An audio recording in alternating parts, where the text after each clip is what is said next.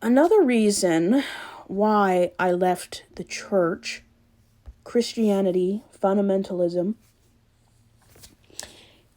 is because the church teaches that the Jews were commanded by God on how to buy a woman as a wife or sell a woman into sex slavery. So that for those who haven't read the Bible from start to end or aren't aware of certain passages, I am going to put a trigger warning in here for people who have survived this in the modern world.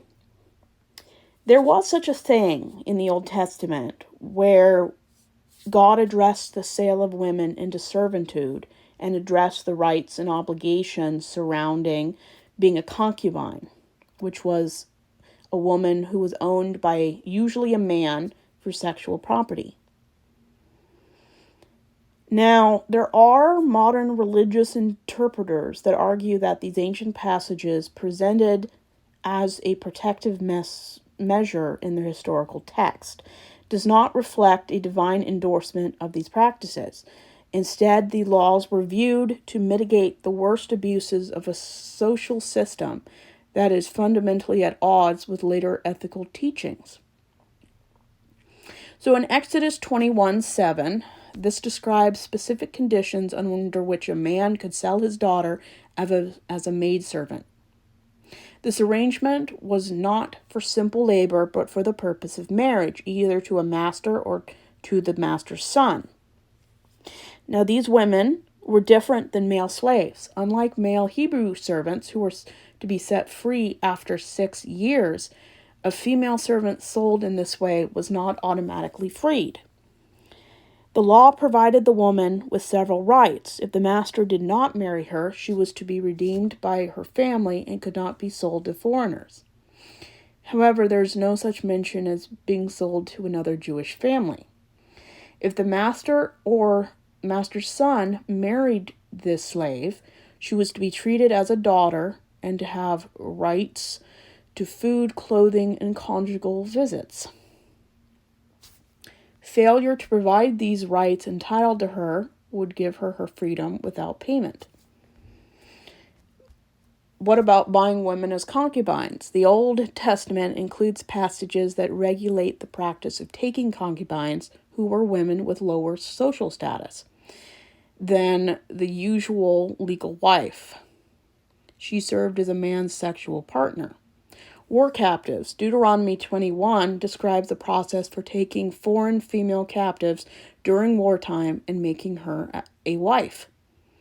Before doing so, the man was required to follow a mourning ritual for the woman, usually 1 month, after which they could be married. However, if the man was later displeased, he had to set her free. He was specifically forbidden from selling her for money or treating her as a slave. What about virgin captives? Numbers 31 describes the event where Israelite soldiers were permitted to keep virgin female captives for themselves, which some interpret as a form of sexual slavery. Patriarchal examples. Figures such as Abraham, Jacob, and Solomon were recorded as having concubines as well as wives. For instance, Jacob's wives Leah and Rachel gave him their female servants Zilpah and Bilhah to bear children for them. King Solomon is said to have had hundreds of wives and concubines. Modern readers who read the Bible find the accounts deeply troubling, and biblical commenters offer various explanations for their presence. Some view the laws as regulation, not endorsement, even though God never condemned it. I mean, can you imagine if man created a God, and instead of saying that rape isn't okay, he goes into deep detail of what forms of touch is okay and what forms are not. And if you do seize a woman against her will, when you can marry her and how you are to treat her. Like, instead of making laws that say exactly how hard you can beat somebody, how and when you can sell someone as someone's sexual plaything. Just condemn it. If any man is found to abuse a woman, regardless of age, even though age matters, regardless of age, social construct, or marital status, just make it where he's taken out into a field and the other women beat him up. I think that's in The Handmaid's Tale. Instead of killing women who weren't pure, why not make that a law where any man or woman who uses another woman for sex without consent, just stones thrown at him? I don't believe in the death penalty, but I mean, if you're going to have capital punishment, have one for touching a woman without her consent. And don't make it where it says without her father's consent. Make it her consent. Because women had no consent in biblical times. Consent did not exist. Her father sold her into marriage.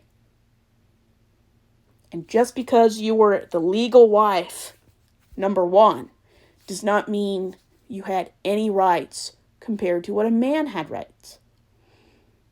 Can you imagine being in a country or under a religious law where you even have to have a law that says you have to clothe your wife? Just having to have that law where you go into great detail what you are to give a woman shows the utter depravity of these people. There is no law in the Jewish ancient text that condemns rape. Some scholars say that do not commit adultery covers it. It's always about property rights. It's never about the comfort of the woman. It's about what the man owns. Women could not leave men or divorce men because everything they came into the wedding with, into the marriage, was now owned by their spouse. Women could not survive or be viewed by society with respect if they left their horrible husbands. For Jesus to actually, in the New Testament, have to tell the Jews not to divorce their wife for any little reason shows the utter depravity of these people. I could understand that people are depraved because there's no God, or that they're choosing to be depraved because there's no supernatural being hitting people with lightning bolts. But if you're claiming that there is a God who claims to be loving and never condemns slavery